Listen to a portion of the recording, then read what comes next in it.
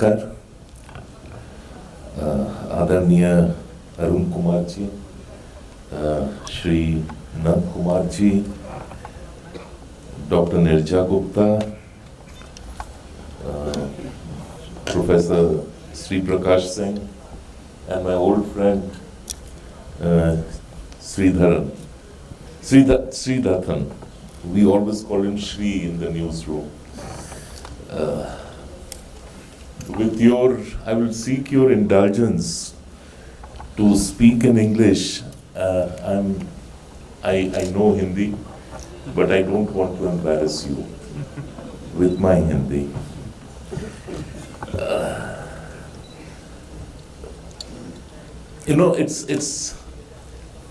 It's very interesting that Nand Kumar ji's book should come at a time when, in more ways than one, we are rediscovering who are we. It's very easy to talk of a nation, of the Indian nation.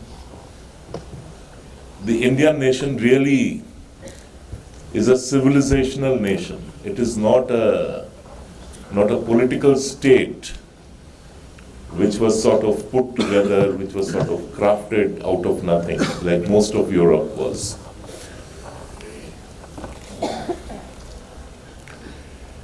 And I remember V.S. Naipaul was in Delhi, and there was a small meeting at Advaniji's house.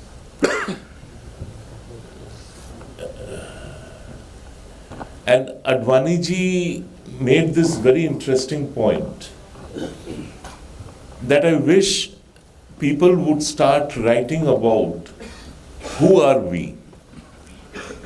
It's not enough to say that I am an Indian or I am a Bengali or I am a whatever. What is that defines the commonness among us?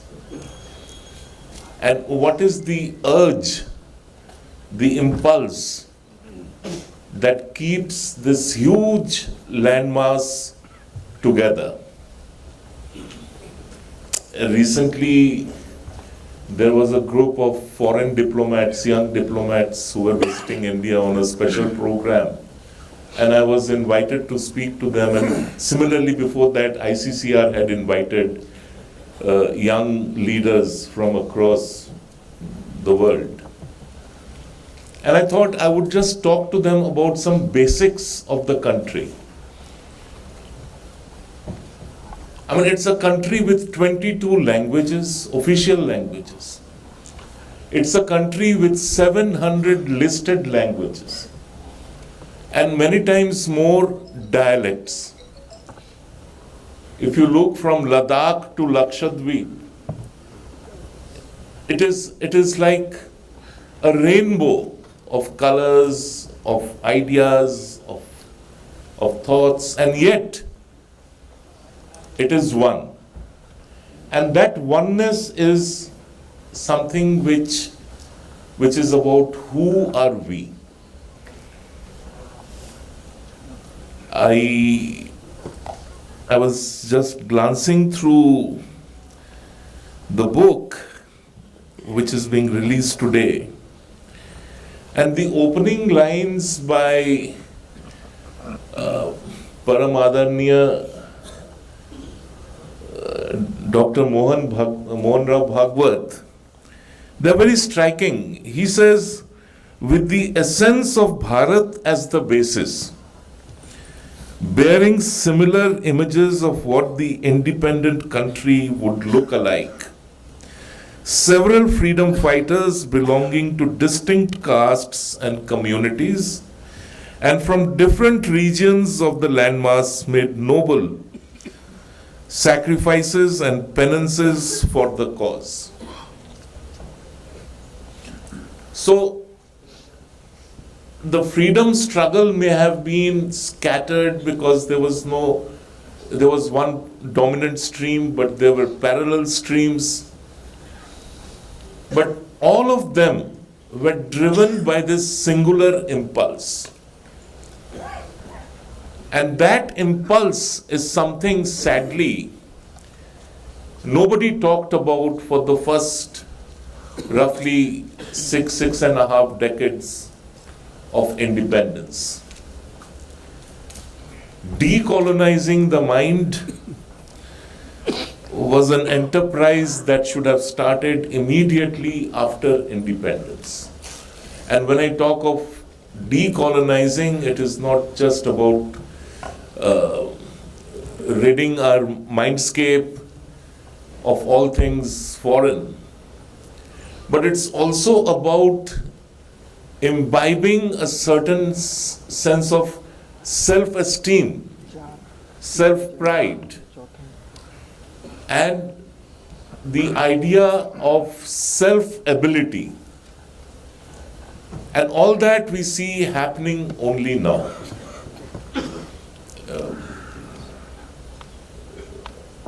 My longtime friend Dr. Meenakshi Jain will bear me out.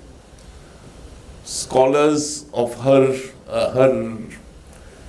colleagues in academia, they have written huge books on decolonization, post-colonization, decolonization, post-colonization. But that was a conversation which only a few understood. It was A writing for B, B talking about it for C, and then C coming back to A. In the real sense, decolonization has just about started happening in the 75th year of India's independence. And why is it that for 7 decades, nobody could decide what to do with the empty canopy at India Gate? Why? We have, no, I mean, this is more than that. We have a pantheon of national heroes. Any one of them could have stood over there. Yet it took 7 decades to decide that let's put up Netaji's statue at the empty canopy over there. And then there was criticism of that. Why do we need a statue? Why do we need Netaji's statue? We have now the beating retreat on Republic Day. It is not something which has been around historically. It was devised when the British Queen visited India for the first time after independence. So they wanted some tamasha for her, they devised the beating retreat. Fine, it's a nice ceremonial thing, we have retained it. But you remove a Christian hymn, Abide with Me, from the beating retreat, and there is a huge protest. Now this mindset needs to change. This worldview needs to change. India has to rediscover India. We have to rediscover ourselves. And that is where Atmanirbhar Bharat comes in. Atmanirbhar Bharat is not about rejecting the world. Atmanirbhar Bharat is about inculcating a sense of self-esteem that we can do it. If the rest of the world can do it, so can we. I am not an academic. I cannot look at the academic dimensions of this discussion, but purely from the view of someone who has seen the best of times and the worst of times in this country, I think the time for self-assertion and reassertion of our identity has come. And freedom, after the at the first national executive meeting of the Janasangh, the point which was the center of discussion really was that we have attained political freedom, but we have not attained economic freedom. And economic freedom is not just about economics. Economic freedom impacts and implicates society, culture, politics, identity, and the very existence of our nation. Between then and the 1990s, nobody talked about economic freedom. It's only now that we have started realizing the importance of economic freedom. So I don't want to carry on and on, but I really wish we would move on from where we were to what we can become. This book talks about the past, present, and the future. The past and the present are important purely to understand where are we coming from. But it is the future which is the most important. Bhagavad Ji describes the Indian nation as Sanatan Rashtra, that which is indestructible. And a civilizational nation is never destructible. But